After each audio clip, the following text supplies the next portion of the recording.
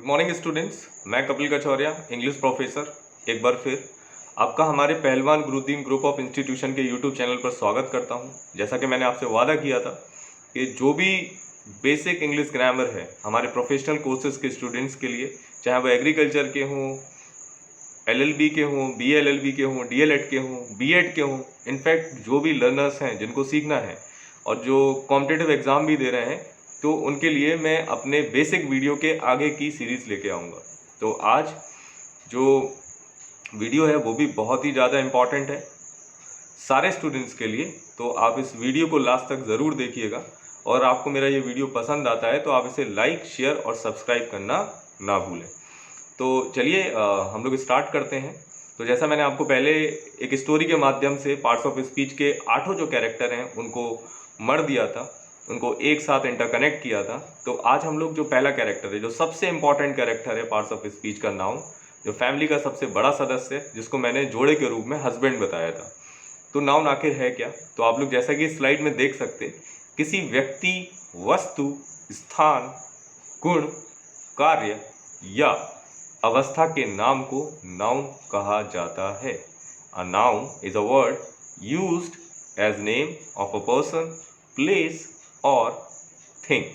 जो थिंग शब्द है वो बहुत ही व्यापक है, बहुत ही विस्तृत है। इसमें कई सारी चीज़ों को हम लोग समावेश करते हैं। टाइप्स ऑफ नाउन 5 तरीके के होते हैं। देखिए जो ये स्लाइड है वो तो आपको बता ही रहा है, आप लोग इसको नोट कर लीजिएगा वीडियो पॉज करके, अगर आपको लगता है कि बहुत स्पीड में वीडियो जा रहा, बट कोई इशू नहीं है। तो प्रॉपर नाउन यानी व्यक्तिवाचक संज्ञा क्या होता है कि जिसमें हम लोग कोई भी नाम, किसी भी व्यक्ति का नाम, किसी भी स्थान का नाम लेके उसको संबोधित करें, तो उसको हम लोग प्रॉपर नाउन कहते हैं। जैसे मान लो एग्जाम्पल के तौर पे राम, सीता, कौशल्या, सूर्पनखा, रावण, मंदोदरी, ETC, राइट। या फिर अगर हम स्थान की बात करें तो हम लोग सीधे सीधे कह सकते हैं अलवर, दिल्ली, भोपाल, ललितपुर, झांसी, एटसेट्रा, राइट। तो उसको हम लोग क्या बोलेंगे? Proper noun. अब जो प्रॉपर नाउन के बाद जो दूसरा नाउन आता है वो क्या है? तो जो दूसरा नाउन है वो है आपका कॉमन नाउन। कॉमन नाउन यानी कि जातिवाचक संज्ञा। चलिए इस चीज को आप इजीली किस तरीके से समझ सकते, ये स्लाइड है उसको आप नोट कर सकते हैं, लेकिन मैं आपको इजीली समझा देता हूँ। जैसे मैंने आपको अभी थोड़ी देर पहले बोला राम, उसके बाद बोला रावण, उसके बाद विभीषण, मेघनाथ, मान लो ये 4-5 नाम मैंने एक साथ लिए। मैं इन 4-5 नाम को ना लेकर सीधे बोल दूं अगर बॉयज, सीधे बोल दूं अगर एक बॉयज, तो अब क्या हो गया कि आपको नहीं पता कि आपने नाम किसका लिया, लेकिन आपने सारे लड़कों का नाम ले लिया। इसी तरीके से मान लो जैसे मैंने आपको बोला था कि मंदोदरी, सूर्पनखा, कौशल्या, सीता, अगर मैं आपको ये ना बोल के प्रॉपर नाम ना लेके मैं सीधे बोल दूं गर्ल्स, तो फिर वो क्या हो जाएगा? आपका कॉमन नाउन। समझ पा रहे हैं आप लोग इस बात को? अब इसमें भी क्या होता है? सिंगुलर और प्लूरल होता है, यानी कि एक वचन और बहुवचन। तो अगर मैं बोलूं गर्ल्स तो उसका मतलब सारे एक साथ हो गए, लेकिन अगर मैं बोलूं सिर्फ गर्ल तो वो एक वचन हो गया। ऐसे अगर मैं बोलूं आपको बॉयज तो वो बहुवचन हो गया, और अगर मैं आपको बोलूं बॉय तो वो एक वचन हो गया। ऐसे मैंने आपको अभी बोला था भोपाल, झांसी, ललितपुर, एटसेट्रा, कोई भी सिटी ले लो आप, तो अगर मैं बोलूं वहां पर ओनली सिटी तो कॉमन हो गया है। अगर मैं प्रॉपर नाम ले रहा हूं किसी सिटी का तो वो फिर क्या हो गया? वो आपका हो गया प्रॉपर नाउन। और अगर मैं सिर्फ कॉमन बोलूं सिटी या सिटीज तो एक वचन सिटी हो गया और बहुवचन सिटीज हो गया, तो फिर वो क्या हो गया? आपका कॉमन हो गया। अब कॉमन के बाद जो तीसरा नाउन होता है, जो तीसरा नाउन होता है वो होता है आपका कलेक्टिव नाउन। अब ये कलेक्टिव नाउन क्या है? तो कलेक्टिव नाउन क्या है कि इन्हीं एग्जाम्पल्स के थ्रू जो मैंने आपको दिए, बाकी स्लाइड आपके पास है, ये मैं बार बार नहीं बोलूंगा, आप लोग नोट कर लीजिएगा, आपके काम आएगा। आपको इजी एग्जाम्पल्स के थ्रू मैं समझा देता हूँ। जैसे मैंने अभी इससे पहले बोला आपको, सपोज अनु मलिक, या फिर मैंने आपको बोला नेहा कक्कड़, या मैं आपको बोलूँ सोनू निगम, राइट, या फिर मैं आपको इसके साथ बोलूँ अरबाज खान। तो मैंने ये 4 अलग अलग नाम लिए। अब इसमें बॉय भी है, इसमें गर्ल भी है, अब इसमें लेडी भी है, इसमें जेंटलमैन भी है। लेकिन अगर मैं इन चारों को एक ही टीम में रख दूं तो फिर टीम मैंने आपको बोला, या मैंने आपको बोला ज्यूरी, तो फिर वो क्या हो जाएगा? आपका कलेक्टिव नाउन हो जाएगा। तो a collective noun is a name of a group of person, तो कोई भी पर्सन्स के ग्रुप को हम लोग कलेक्टिव बोलते हैं। और things taken together and spoken as a whole as a unit, तो जब हम लोग किसी भी यूनिट को एक साथ रख दें, और जैसे हम लोग बोलते जब हम लोग का दिमाग में नाम आता आर्मी, तो हम लोग ये नहीं सोचते कि एक बंदा है, और हम लोग ये भी नहीं सोचते कि उसमें सारे लड़के हैं। तो एक आर्मी का मतलब है कलेक्शन है, तो कलेक्शन किस चीज़ों का है?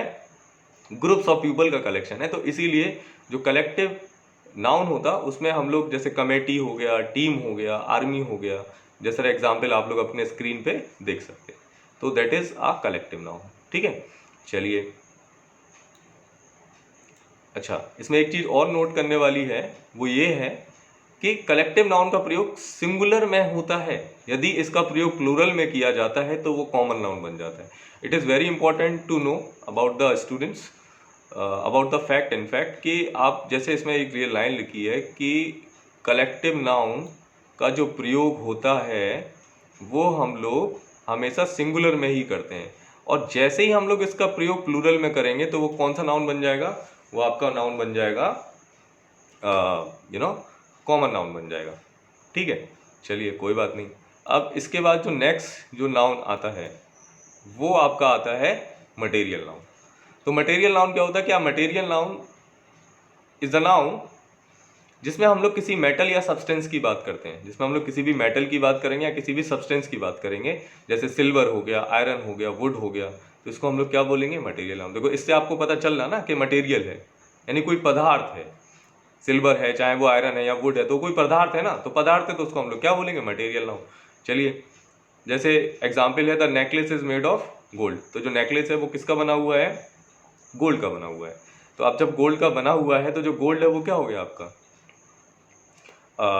मटेरियल नाउन हो गया। सिल्वर क्या हो गया आपका? मटेरियल नाउन होगा। वुड क्या हो गया आपका? मटेरियल नाउन हो गया। तो these are examples, you can note it down in your notebook, in fact in your copies, because definitely this will help you out to understand basic things about noun, how it is naturally work, right? तो चलिए next, फिर इसके बाद इन्होंने एक note दिया है यहाँ पर, आप उस चीज़ को नोट कीजिएगा कि मटेरियल नाउन काउंटेबल नहीं होते, अर्थात इनकी गिनती नहीं की जा सकती। इन्हें मापा या तौला जा सकता है। इनके साथ सामान्यतः सिंगुलर वर्ब का प्रयोग किया जाता है एवं इनके पहले आर्टिकल का प्रयोग नहीं किया जाता है। ठीक है, बहुत इंपॉर्टेंट है। देखिए, अभी जैसे मैंने आपको बताया कि सिंगुलर वर्ब क्या होती, एक्चुअली वो आपको नहीं बताया, तो वो जब वर्ब वाला हम लोग चैप्टर इसके बाद या 2-3 चैप्टर के बाद करेंगे तो आप उसको भी समझिएगा। वैसे बेसिक अंडरस्टैंडिंग के लिए मैं आपको बता देता हूँ कि जो सिंगुलर वर्ब होती वो क्या होती। तो सिंगुलर वर्ब क्या होती? जैसे हम लोग बोलते हैं राम इज, या हम लोग बोलते हैं सीता इज, राइट? तो ये हो गया सिंगुलर वर्ब। लेकिन अगर हम लोग बोलें राम एंड सीता आर, तो वो फिर डबल हो गया। क्यों? क्योंकि प्लूरल हो गया। वो इसीलिए हो गया क्योंकि वहाँ पर राम के साथ सीता जुड़ गई। तो जैसा प्रोनाउन जो होते हैं उसमें हम लोग बोलते हैं ही शी इट, तो जो ही शी इट प्रोनाउन है वो सिंगुलर प्रोनाउन है। लेकिन अगर हम लोग बात करें वी, यू या दे की, तो ये सब क्या है? प्लूरल प्रोनाउन है। तो इनके साथ होने वाली जो वर्ब यूज होगी, जो हेल्पिंग वर्ब यूज होगी, सहायक क्रिया यूज होगी, वो कौन सी होगी? प्लूरल होगी। वो आपको तब समझ आएगा जब हम लोग वर्ब का चैप्टर पढ़ेंगे या कोई भी ऐसी चीज समझेंगे जिसमें वर्ब का यूज हो। तो अभी फिलहाल बेसिक अंडरस्टैंडिंग के लिए मैंने आपको बता दिया। और दूसरा जो है वो है कि मटेरियल नाउन, एक बार दोबारा इसको नोट कर लीजिए कि मटेरियल नाउन काउंटेबल नहीं होते, अर्थात इनकी गिनती नहीं की जा सकती, इन्हें मापा या तौला नहीं जा सकता। इनके साथ सामान्यतः सिंगुलर वर्ब का प्रयोग किया जाता है एवं इनके पहले आर्टिकल का प्रयोग नहीं किया जाता। बहुत इंपॉर्टेंट है, इनके पहले हम लोग आर्टिकल का यूज नहीं करते। इसके बाद जो नेक्स्ट नाउन आपका आता है वो आता है एब्स्ट्रैक्ट नाउन। तो एब्स्ट्रैक्ट नाउन मतलब क्या होता है आपका? भाववाचक संज्ञा।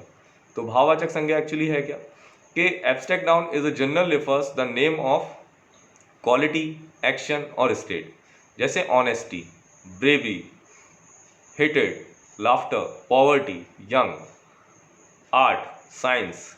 ये सारी चीज़ें क्या हैं? ये सारी चीज़ें क्या है? भाववाचक संज्ञा। अब सवाल ये है कि ये भाववाचक संज्ञा किस तरीके से आप लोग देखते हो या इसको किस तरीके से समझते हो?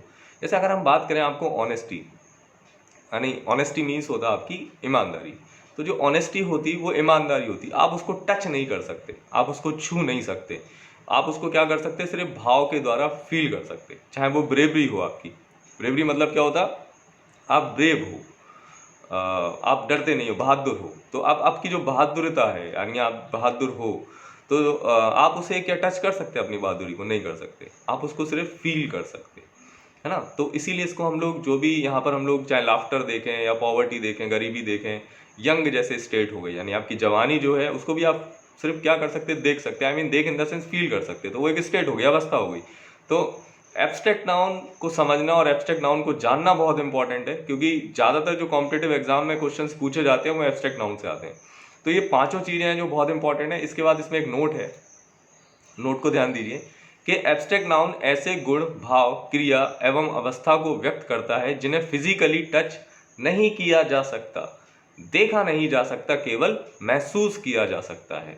तो एब्स्ट्रैक्ट नाउन का प्रयोग सामान्यतः सिंगुलर में होता है, यानी जनरली, और I would say mostly we use abstract noun in a singular way, right. तो this is all about 5 types of noun and all nouns are very important. अभी सबके दिमाग में एक बात आ रही होगी, सारे स्टूडेंट्स के दिमाग में, कि सर हम लोग अभी इसको पढ़ क्यों रहे, और एक से फर्स्ट से लेकर 12th तक भी हमने इसको क्यों पढ़ा। अभी मैं जब आपको इसके एग्जाम्पल्स समझाऊंगा, इसके बारे में बताऊंगा, तो आपको ईजिली समझ आएगा कि हम लोग इसके बारे में पढ़ क्यों रहे, या इसके बारे में हम लोग क्यों इतना डीप पढ़ते हैं कि हर बार repeatedly, I mean not even in a first class, not even in a second class, third, fourth, fifth, six, seventh and so on, यानी लगातार आपके क्लासेस में ये आता रहा है और आता रहेगा। क्यों? क्योंकि ये बेसिक है, और जब तक आप किसी बेसिक को नहीं समझते आप कुछ नहीं समझते, ठीक है। तो आपके ये 5 टाइप्स ऑफ नाउन है जो मैंने आपको बता दिए।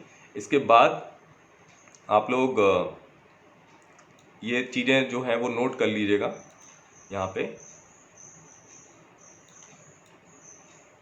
और इसके बाद मैं आपको बताऊंगा इम्पॉर्टेंट रूल्स ऑफ नाउन, यानी जो इम्पॉर्टेंट रूल्स होते हैं नाउन के, आफ्टर ऑल वो क्या है, वो बहुत ही ज़्यादा इंपॉर्टेंट है आपके कॉम्पिटिटिव एग्जाम के लिहाज से। और अगर आपको मेरा ये वीडियो पसंद आया हो तो आप इसे लाइक, शेयर और सब्सक्राइब करना ना भूलें, क्योंकि आपको नेक्स्ट वीडियो के नोटिफिकेशन मिलेंगे। अभी जो इसकी जो नेक्स्ट सीरीज़ है, जो नेक्स्ट क्लास होगी, उसके बारे में मैं अभी से आपको बता देता हूं कि उसके बारे में हम लोग इंपॉर्टेंट रूल्स ऑफ नाउन पढ़ेंगे, और वो इंपॉर्टेंट रूल्स ऑफ नाउन आपके कॉम्पिटिटिव एग्जाम में भी आते हैं, और आप अभी जो एग्जाम देने वाले हैं उसमें तो आएंगे ही आएंगे। तो जो ये वीडियो मैं अपलोड कर रहा हूँ वो आप ये मत सोचिएगा कि सिर्फ हमारे कॉलेज के इंस्टीट्यूशन, मतलब हमारा जो ग्रुप ऑफ इंस्टीट्यूशन है उसके स्टूडेंट्स के लिए। कहीं का भी स्टूडेंट, किसी भी क्लास का student, 8th, 9th, 10th, 11th, 12th, in fact जो भी लर्नर है, मतलब ग्रामर का लर्नर है, जो मतलब जिसको बिल्कुल नया है, वो इस वीडियो को देख के आसानी से चीज़ों को समझ सकता है, क्योंकि आगे मैं आपको एक्सरसाइज भी कराऊंगा, तो उसमें आप आसानी से चीज़ें समझ पाएंगे। तो आपको ये वीडियो अगर अच्छा लगता है तो दोबारा बोलूँगा, क्योंकि सब्सक्राइबर नहीं बढ़ रहे, आई मीन ना ही लाइक और व्यूज़ बढ़ रहे। तो आप मुझे हेल्प कीजिए ताकि मेरे व्यूज़ और मेरे लाइक बढ़ें, और ताकि मैं और एनर्जी के साथ और मोटिवेटेड होकर आपके लिए और वीडियोस बना सकूं। Thank you so much students, have a nice day.